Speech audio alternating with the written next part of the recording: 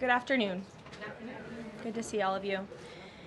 I want to begin today's briefing by addressing the horrific shooting that took place yesterday at the Annunciation Catholic Church in Minneapolis, Minnesota, where a deranged shooter opened fire during morning mass, killing an innocent 8-year-old and 10-year-old. 14 other children and 3 adults were also injured during this horrible tragedy. This was the first morning mass of the school year for these beautiful, innocent children, and this sacred religious service was desecrated by an evil monster. We are all eternally grateful to the heroic law enforcement officers and first responders whose courage and swift response aided all of those impacted by this horrible tragedy.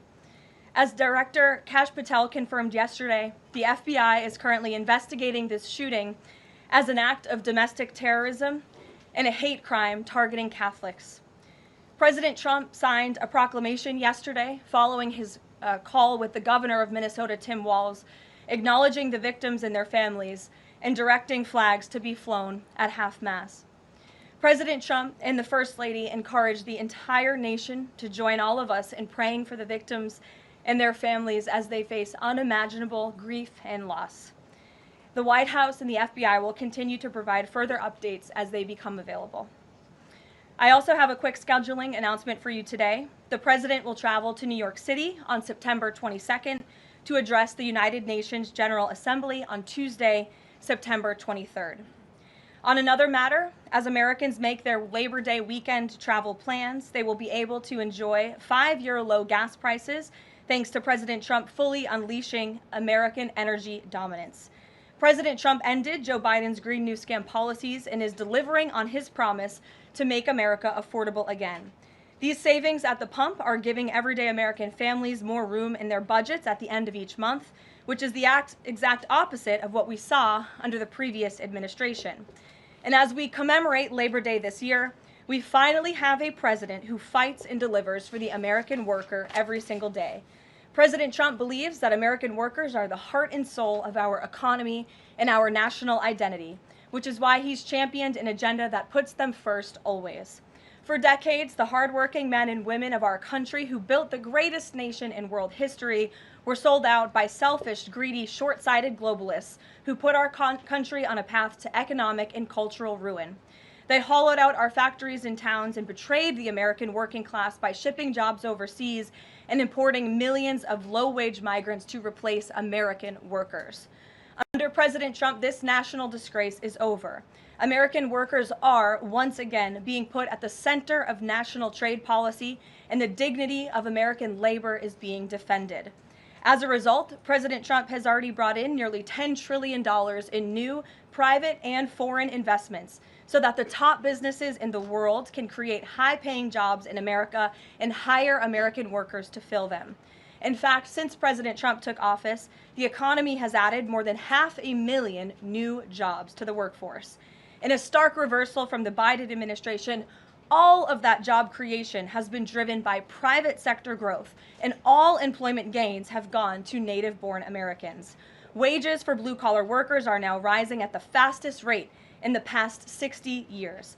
And the average American worker has already seen a $500 wage increase this year alone.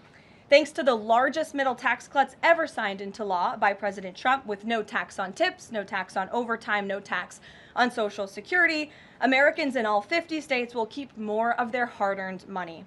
The average American taxpayer will see a tax cut of nearly $4,000 because of these pro-growth provisions, according to analysis from the Nonpartisan Tax Foundation. In other news, President Trump continues to deliver on his promise to restore law and order to our nation's capital. Since President Trump's intervention, there have been more than 1,283 arrests right here in the District of Columbia. Total crime in D.C. is down 19%, and violent crime is down 30%. Carjackings in the district are down 67%. Homicides are down 57%. Robberies are down 40%. Motor vehicle thefts are down 32%. And assaults with dangerous weapons are down 23%. And property crime is down 18%.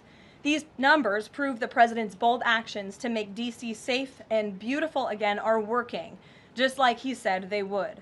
And that's why on Monday, the president took additional action to sign an executive order taking steps to ensure that cashless bail in Washington, D.C. is eliminated.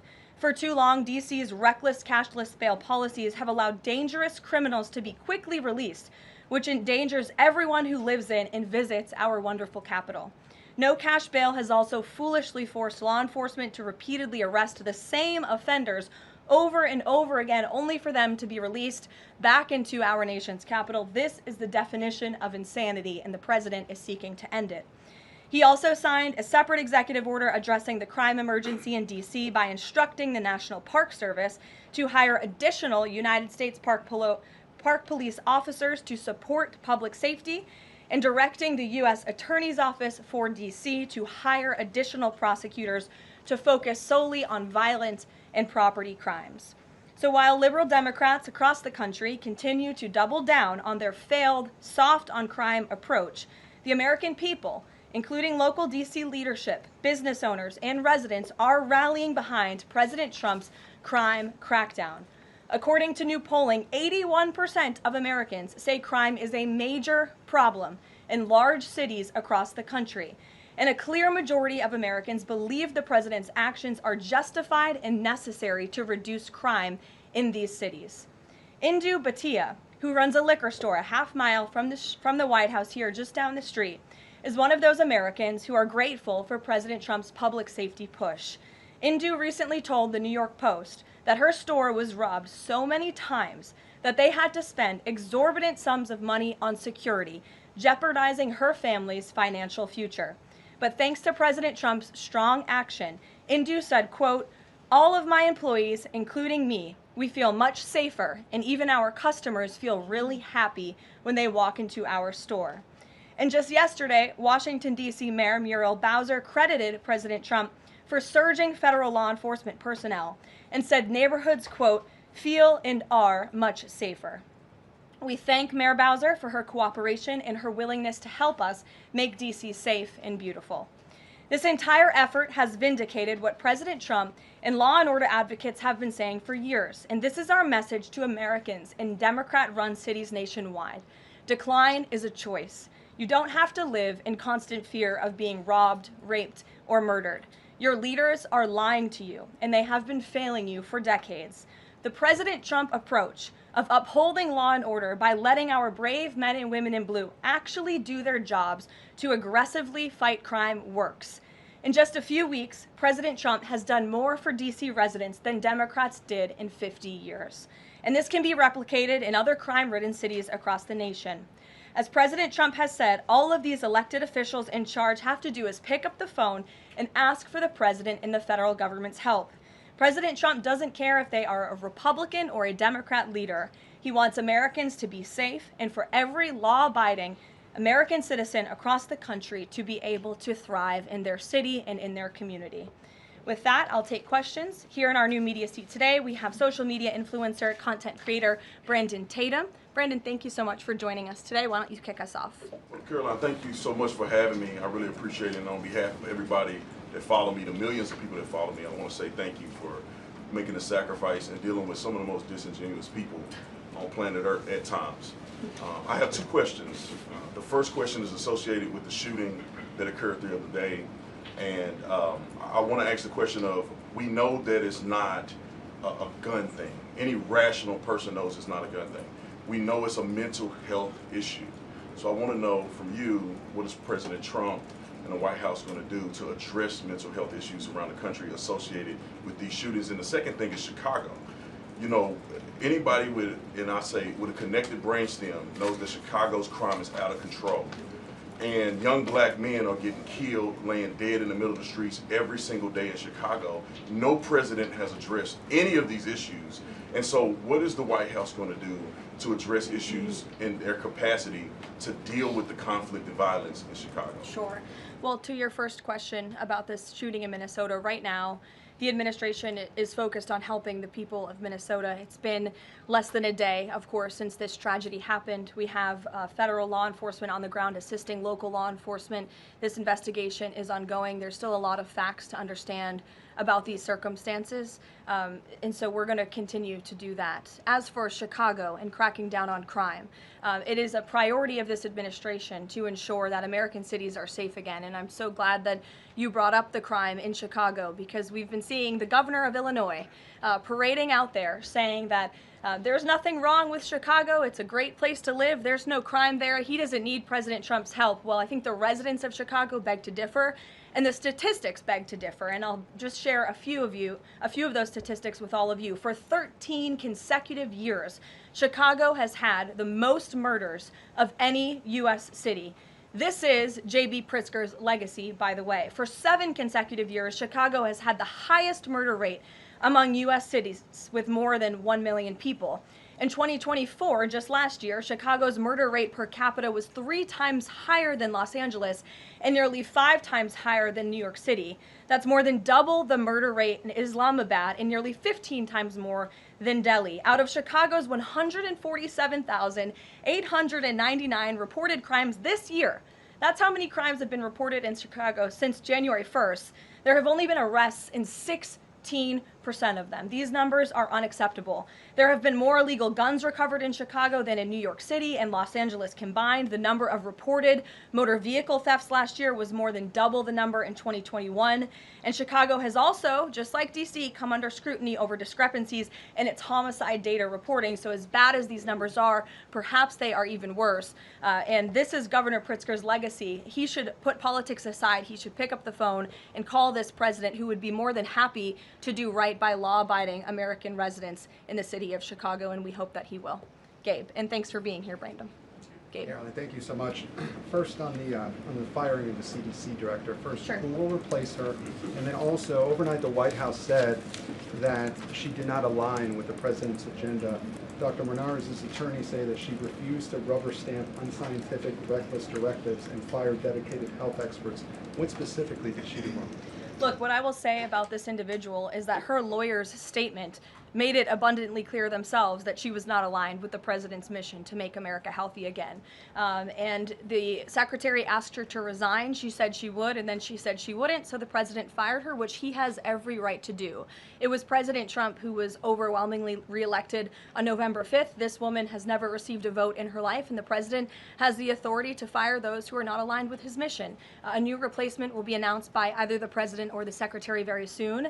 And the president and Secretary Kennedy are committed to restoring trust and transparency and credibility to the CDC by ensuring their leadership and their decisions are more public-facing, more accountable, strengthening our public health system, and restoring it to its core mission of protecting Americans from communicable diseases, investing in innovation to prevent, detect, and respond to future threats. That's the mission of the CDC, and we're going to make sure that folks that are in positions of leadership there are aligned with that mission. And briefly on another topic, alligator Alcatraz. Last week, a judge on an environmental concerns lawsuit said that the administration had 60 days to wind down operations there, state officials did. Now, the administration has not been shy in fighting back against what it calls activist judges, but why is it backing down this time? We're not backing down. We've always said that we are going to continue to fight in the court of law for what's right, because we know that what this administration is doing with respect to all policy, but also immigration policy, is above the books, and we're abiding by our nation's immigration laws. And we think it's despicable that an activist judge has inserted themselves in this migrant detention facility to the point where DHS is now having to relocate these illegal immigrants to other detention facilities around the country. That is an unnecessary burden on the Department of Homeland Security and these agents who should be removing these criminals from our community. That's what the American people elected this president to do. So we've always maintained, Gabe, we're going to comply with court orders, but we're also going to fight back on them on the merits of the law. And DHS is in compliance while we disagree with this decision, and we'll continue to fight it in court. Let's go to...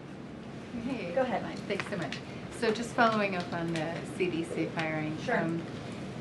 Are you anticipating other changes there at CDC in addition to that firing? And is the administration going through in a very sort of organized fashion? Is there a task force that's going through high-level appointees to see who is or isn't aligned with the mission? Like, should we expect more or changes? Not to my knowledge. I understand there were a few other individuals who resigned after the firing of Ms. Monarez. One of those individuals wrote in his departure statement that he identifies pregnant women as pregnant people. So that's not someone who we want in this administration anyway. So if people are not aligned with the president's vision and the secretary's vision to make our country healthy again, then we will gladly show them the door. Caroline, can I just follow up on? Go to the back. Thank you, Yes. Caroline. Go behind you, Andrew. Go ahead. Oh, thank you, Caroline. The military deployment that President Trump has sent to the Caribbean Sea close to the shores with Venezuela is massive. It's much more that is needed to simply counter narcotics operations. Is President Trump considering launching military strikes to military installments or facilities in Venezuelan soil? I won't get ahead of the president with respect to any military action or questions about that ever. But what I will tell you is that many Caribbean nations and many nations in the region have applauded the administration's counter-drug operations and efforts, and the president is prepared to use every element of American power to stop drugs from flooding into our country and to bring those responsible to justice. And as I've said from this podium before, the Maduro regime is not the legitimate government of Venezuela. It is a narco-terror cartel. Maduro is not a legitimate president. He is a fugitive head of this drug cartel. He has been indicted in the United States for trafficking drugs into our country, and it is the utmost responsibility of this president and this administration to prevent the illicit flow of drugs into our country and to protect citizens from those deadly poisons. Reagan. Thanks, Caroline. I have two questions for you. Sure. Democrats, including former White House Press Secretary Jen Psaki and Minneapolis Mayor Jacob Frey, attacked prayer and pushed gun control in the aftermath of yesterday's shooting. What's the White House's response to their comments? Yes, I saw the comments of my predecessor, Ms. Psaki, and frankly, I think they're incredibly insensitive and disrespectful to the tens of millions of Americans of faith across this country who believe in the power of prayer, who believe that prayer works, and who believe that in a time of mourning like this, when beautiful young children were killed while praying in a church, it's utterly disrespectful to deride the power of prayer in this country, and it's disrespectful to the millions of Americans of faith. And I would encourage Ms. Psaki to pray for these families themselves who need it right now more than ever. My second question for you is that there have been media outlets who have glazed over the fact that the shooter was confused in their gender identity. Does the administration believe that this element needs to be investigated in the shooting? All of the elements are being investigated in the shooting, absolutely. Which is why part of the reason the FBI director came out and immediately confirmed that facet of the investigation. John. Thanks a lot, Caroline. Two questions on two separate issues. First of all, the drone and missile strikes that took place overnight in Ukraine. General Keith Kellogg, the president's special envoy, has described these attacks as egregious. Do you agree with that description, and do you view President Putin as an impediment to getting peace between these two countries? Well, it's not about if I agree, it's about what the president thinks, and I know what the president thinks because I talked to him about this. He was not happy about this news, but he was also not surprised. These are two countries that have been at war for a very long time. Russia launched this attack on Kyiv, and likewise, Ukraine recently dealt a blow to Russia's oil refineries. They have taken out, as a matter of fact, 20% of Russia's oil refinery capacity over the course of their attacks throughout the month of August. So the president is continuing to watch this intently, and this killing, unfortunately, will continue as long as the war continues, which is why the president wants it to end. And that's why he's worked harder than anyone to end this war, which would have never started if he were president. But perhaps both sides of this war are not ready to end it themselves. The president wants it to end, but the leaders of these two countries need it to end and want it to end, must want it to end as well. And I think the president will make some additional statements on this later. My second question has to do with, Carrie. I just had one more, if I may. It has to do with the president's intention to remove Lisa Cook as a member of the Federal Reserve Board. He is going or acting upon allegations that have been made by Trump administration official Bill Pulte. These are just allegations. She hasn't been convicted yet of any crime. Is the administration opposed to allowing Ms. Cook to have due process, to challenge what has been alleged against her? I believe she is challenging it. I believe she just filed a lawsuit today, and Mr. Pulte has deferred those allegations over to the Department of Justice to investigate them. What I will say is that you had these mortgage receipts very clearly shown to the president, and he has the cause that he needs to fire this individual. He laid it out in the letter that he provided to her and to the public as well. And so we'll continue to fight this battle. Carrie. Hi, Caroline. So the president just announced that he wants to have a convention right before the midterms next year. The DNC has countered that they too want to have a convention right before the midterms as well. What's the White House's response to that? And can you give us just a little bit of a hint or a tease here as to how the president envisions a convention in the midterms? Look, the president put out a statement on this earlier today. I'll let him speak further on the plans that he envisions, but I think he's very proud of the accomplishments and the achievements of his administration, as he should be. The most secure border in United States history, a crackdown on crime here in our nation's capital, an attack or a reversal of the attack on our energy industry from the previous administration. As I just pointed out to you, gas prices today, this Labor Day, are the lowest they've been since Labor Day in 2020. Our economy is bringing in trillions of dollars in revenue from all over the world again. So there's so much for Republicans and for the president and for Americans across the country to be proud of, and I think the president wants to see that celebrated. But for any further details on this as they come, we'll provide you with them. Iris. Thank you, Caroline. 2 questions on the shooting. What's the administration's message to some concerned parents across the country who might be now worried about their kids' safety in light of the latest incident? We completely and totally understand the concerns of parents across the country. This tragedy it's heartbreaking. As a parent myself, there are no words to describe just the heartbreak that these families must be enduring, which is why the president and the First Lady have encouraged everyone to continue to pray for these families and these victims.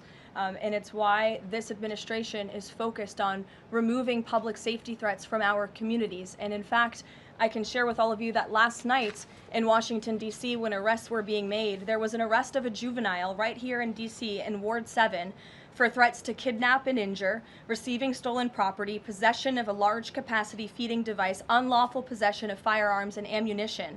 A search warrant was executed, 7 firearms were recovered, and the juvenile was arrested after an investigation was initiated based on social media posts allegedly threatening violence towards a school.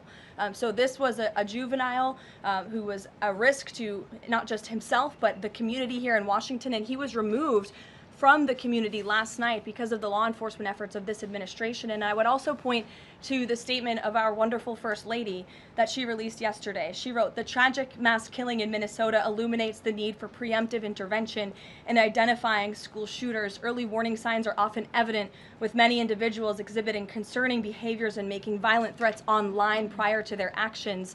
We encourage all Americans, as the old saying goes, if you see something, say something. If you see warning signs or threats, report it to law enforcement. This administration, federal law enforcement, will take those reports and those threats seriously. They will be treated as a law enforcement emergency, and we will act accordingly." And on the First Lady's statement, would the administration consider ramping up resources on these fronts to parents and schools across the country to help them look into these signs and prevent more tragedies? It's a very fair question, Iris. As for any potential future policy decisions or funding questions, it's just been over 24 hours since this tragedy occurred. Right now we're focused on the FBI and their investigation and uncovering all the facts, and we'll leave those very important policy discussions to another day. Thank you, Caroline. Go ahead.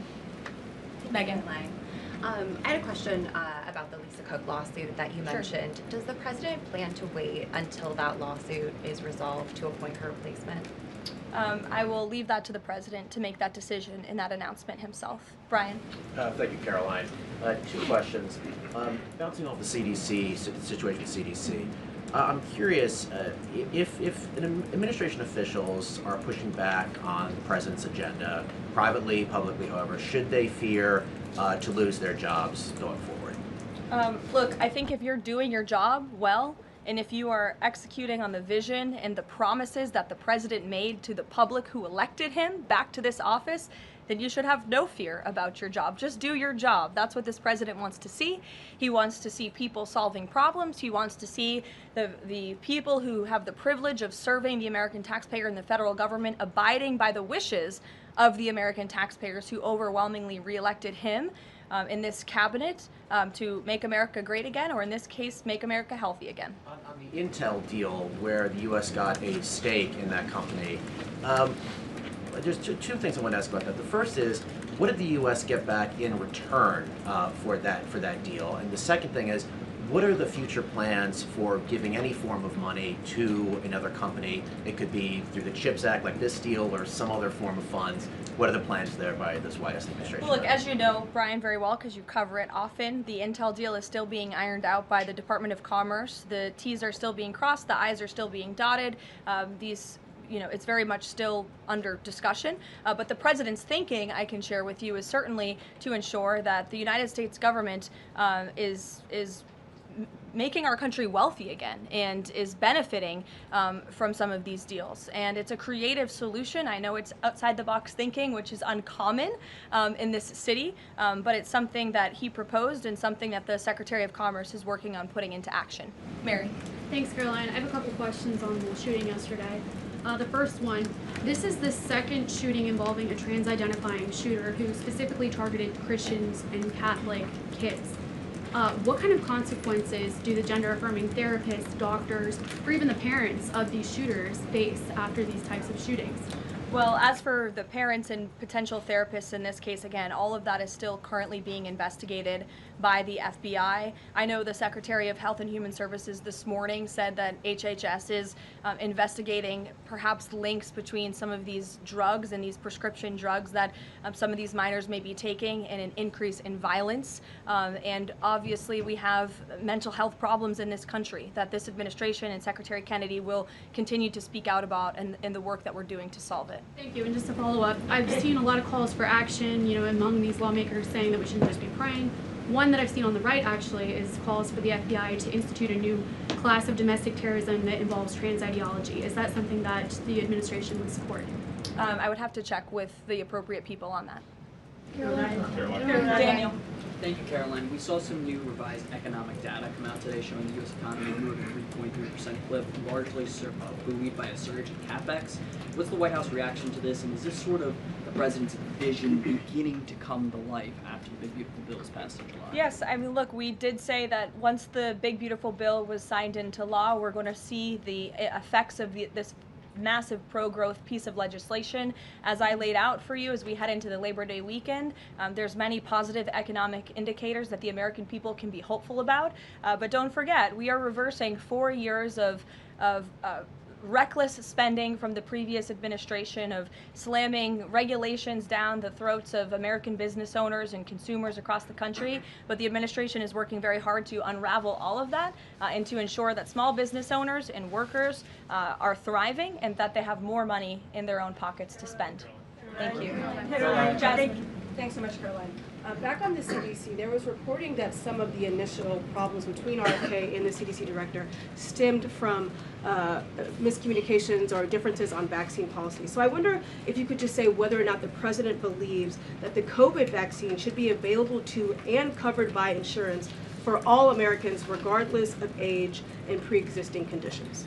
What I will tell you is that the FDA recently revoked the emergency use authorizations for 3 COVID vaccinations while simultaneously greenlighting 4 new COVID-19 vaccines with 2025 and 2026 formulas. The reason for the revocation of that emergency use authorization is because obviously the COVID pandemic and the public health emergency is over. But just to correct the record, because there's been a lot of misinformation on this, the FDA's decision does not affect the availability of COVID vaccines for Americans who want them. We believe in individual choice. That's a promise both the president and the secretary have made, and it's a promise they have now delivered on. Question, if I could, Caroline. Second question, if I could. Sorry. I wonder if you could answer why the president hasn't acknowledged the shooting at CDC headquarters that took place earlier in August, where a police officer was killed, and it was reported that the motivation for the shooting was somebody who was really unhappy with the effects of the COVID vaccine. We absolutely were very much aware of that shooting. The Secretary of Health and Human Services put out a statement immediately. He was in touch with the CDC, and he actually traveled to Georgia to assess the situation and to mourn with the people who work in that building there. So, Karoline, go ahead. With respect to Labor Day, one of the most underrepresented groups right now are police officers. 30,000 police officers short in America right now. To Brandon's question, 1,300 short in Chicago, 3,000 short in New York, 500 short here in Washington, D.C. What can the White House, what can the President do to help recruitment of police officers? You've done well with the military and Border Patrol. What can be done to get more police officers on the streets of America? Well, the president has certainly been very successful in recruiting federal law enforcement. If you look at the ICE recruitment campaign that was led by he and our Secretary of Homeland Security, we've seen more than, I believe, 130,000 applicants to join ICE, which is just amazing. There's more applicants now than there are jobs to fill, and we're very grateful for that. Clearly, Americans want to serve their communities. They just need a leader who encourages them to do so. So maybe Governor Pritzker should spend less time demonizing the police, more time trying to recruit more police, and more time trying to call the President of the United States to get crime in his city under control. The President wants to allow law enforcement, whether it's state, local, federal, to do their jobs, to arrest criminals, to put them behind bars, and to remove public safety threats from American communities. He'll continue to do that. Thank you, guys.